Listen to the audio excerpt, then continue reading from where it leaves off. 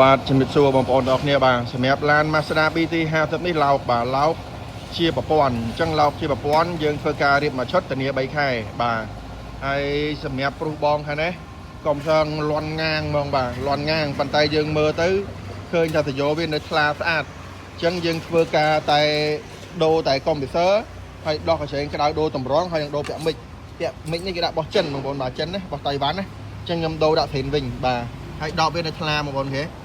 ដបនៅថ្លាឡើយប៉ុន្តែកុំសើងាងហ្មងអញ្ចឹងយើងដូរទៅកុំសើទប់កាត់វាហើយដូរទៅកុំសើទៅហើយដកយើងដូរតម្រងមកហើយដូរពាក់មិចមកអូខេវិញហើយឡាននេះបាទសម្រាប់បានព្រុស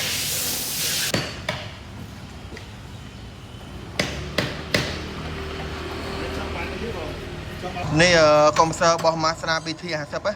ដែលមកឡោករៀបមួយឈុតហើយឥឡូវជាងខ្ញុំគាត់ដោះកុំសើចេញមកនេះបងប្អូនចាំមើលជាងខ្ញុំល្បីកុំសើគាំងស្ដោកហ្មងនេះហ៎មុខវា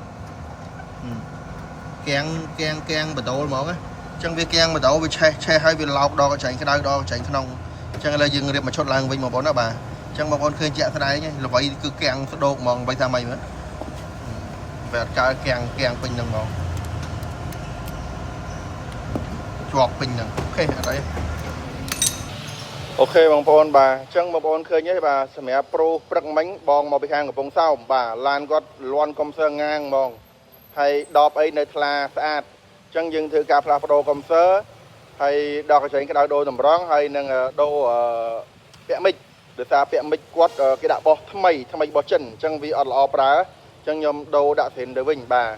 ហើយលើនេះមកដល់330បងបាទមកដល់330បងឡោកបាទនេះខ្ញុំរៀបមួយឈុតដូចគ្នាខ្ញុំធានា3ខែ